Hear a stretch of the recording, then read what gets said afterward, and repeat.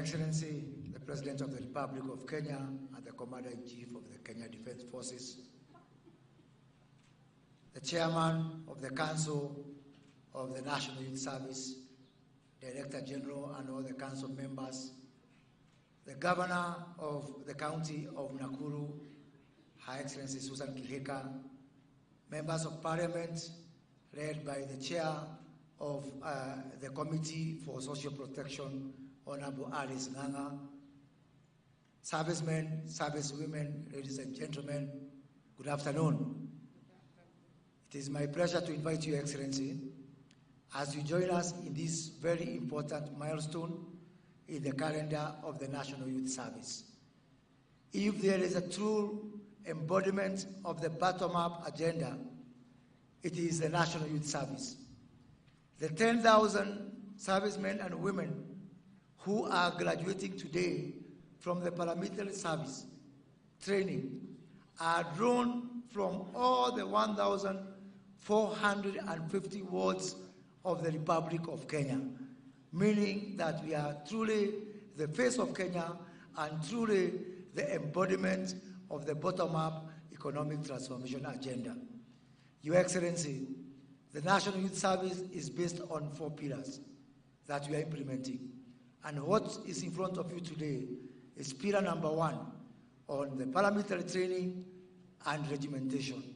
Regimentation because in the National Youth Service, we believe that by working together in groups, it builds discipline, the right ethos and values, and also it gives us a chance to instill a sense of patriotism.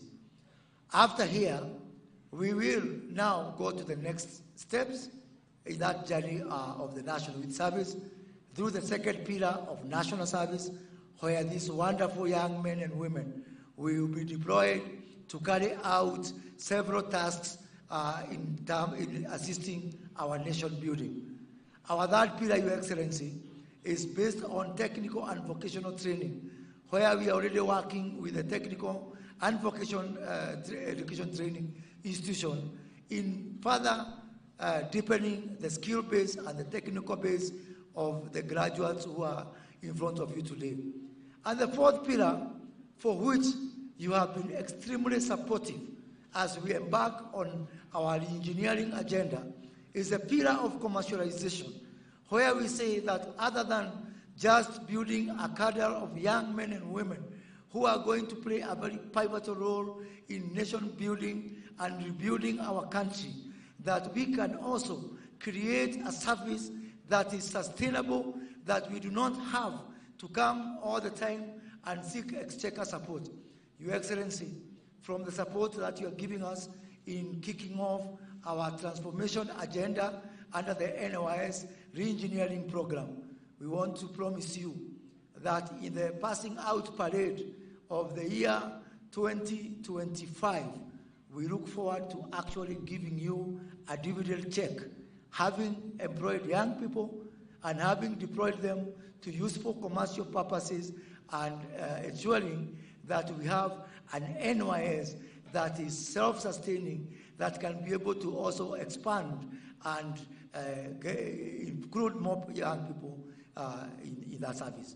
Your Excellency, let me take this opportunity to very briefly thank your officers whom you have appointed for the overwhelming support that they have given us to involve the National Youth Service in several aspects of our nation building so that we can be able to absorb even more young people. I just want to cite some state departments who have come forward and agreed to your clarion call to support the National Youth Service. The State Department for Water and Sanitation, who have committed to involve the National Youth Service in building small dams and actually expanding the existing ones, desilting the ones that are not usable anymore, so that the National Youth Service can be at the forefront in ensuring that the country is self-reliant in matters of water. State Department for Irrigation, with whom we are already working in some areas, building 25 kilometers of a canal in the Tana Delta, ensuring that we participate in the irrigation of up to 10,000 acres that we are going to put into active use to also help our country in matters of food security. State Department for Wildlife, the Principal Secretary for Wildlife, Sylvia Musea, is here, who are involving the National Youth Service in building water ponds within our national parks and ensuring that we actually reduce the deployment cycle as opposed to the traditional way that we have been doing this job. State Department for Crops Development, who have already, we had a very successful exercise in the last 6 weeks where we have been harvesting maize seedlings in Kitale, in the ADC farm Kitale, and the CEO of ADC is here with us, where we have harvested 6,000 acres of maize seedlings that would have otherwise gone into waste.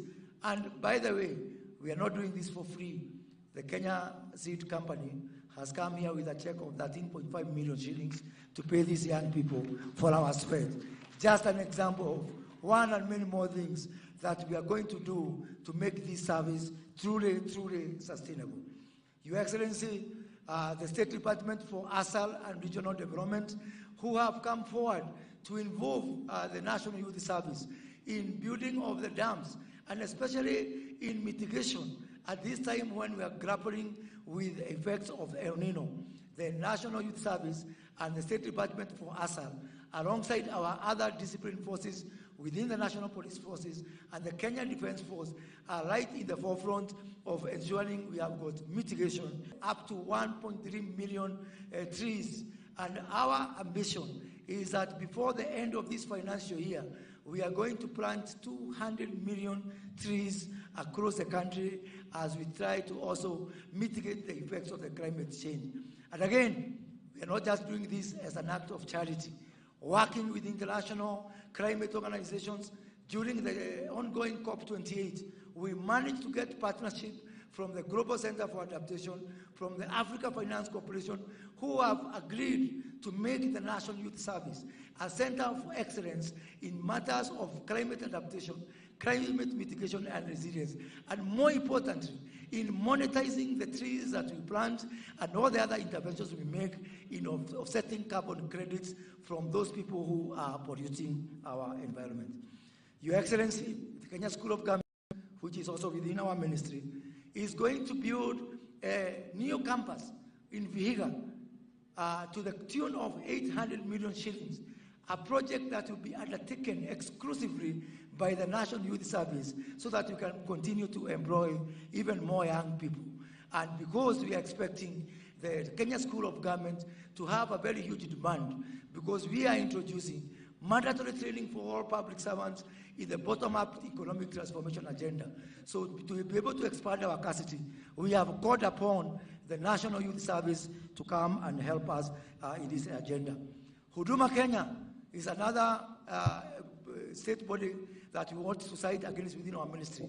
And working with our members of parliament, and I have here today the chairman of the parliamentary committee on the National CDF, Honorable Musa Silma, and the chair of the National CDF board, Honorable Olago Arud, who have, in a very remarkable development, in partnership with the Ministry of ICT, where we have merged the concept of the Jitume Center for the digital jobs for our people with our Huduma centers to offer Huduma services in every constituency, funded by the national government CDF, and with the labor being provided exclusively by the National Youth Service so that we can be able to expand the job opportunities for our youth. Your Excellency, State Department for Housing has been very exemplary in this endeavor. All the early works within our affordable housing agenda and within all our markets have been done by the National Youth Service, starting from Eldoret Market, which we are going to start deploying on Monday. And finally, Your Excellency, the National Employment Authority is partnering with the National Youth Service to provide jobs for these young people to go out there and get jobs abroad. As we speak, we've just deployed for the first batch of 40 service and men and women who are going to the UK for readily available jobs in the UK. And we have agreed with the State Department for Labor that we are going to have 50% of everybody going to work out there coming from the provider number 1, which is the National Youth Service. Your Excellency, it can only get better. And we look forward to working with all state departments to ensure that the first provider of labor of choice is the National Youth Service. To achieve this, Your Excellency, as I conclude, we have to do 2 things. One is just to keep the focus. We intend to keep the focus. Nothing is easy. In the beginning, the plan which your government is rolling out might appear painful as unpalatable to some. And in fact, we might get complaints here and there. I want to encourage you to follow the footsteps of my namesake, Moses of the Bible. When the children of Israel left Egypt and they went into the wilderness, they were crying. And some were even saying, afadhali uturudishe kwa Farao. Na Farao hata alikuwa anawachekelea, anawaambia niliwaambia mtajuta, afadhali mrudi huku. Lakini walipofika huko Canaan, hata hakuna mtu alikumbuka ile mashida tulikuwa nayo kwa njia. So we are going to keep the focus, because once we cross to the other side, even those people who are making noise today, like the children of Israel, they will not remember the problems that they had in the wilderness. We also intend to be innovative. We have to look for different ways to do things for us to change this country. We cannot do things the same way it has been done and expecting different results. Even the person who invented the car, in the beginning, people were resisting, and they said they don't want the car. They want faster horses. But in the end, today you cannot imagine life without the car. So we will keep the focus. We will try different ways. We will try to be innovative, and we will move and transform and change this country, because that is what the people and God expect of us. And now, Your Excellency, let me take this opportunity to invite the governor of the county of Nakuru, who is our host. Your Excellency, you are sitting in a very interesting ward, the ward where we're sitting today. Last year, on the 9th of August, they went to the ballot to elect 6 people. Out of all those 6 people, you are the only man they elected.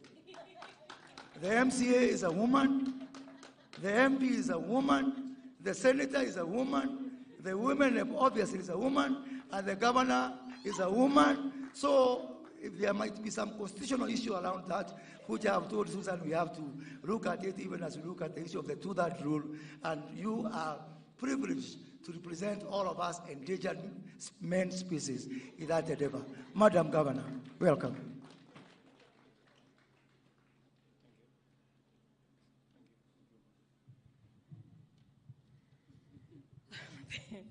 Thank you. Your Excellency, the President of the Republic of Kenya, Honorable Dr. William Samoei Ruto, also the Commander-in-Chief of the Kenya Defense Forces, Honorable Moses Kuria, the Cabinet Secretary, Public Service Performance and Delivery Management,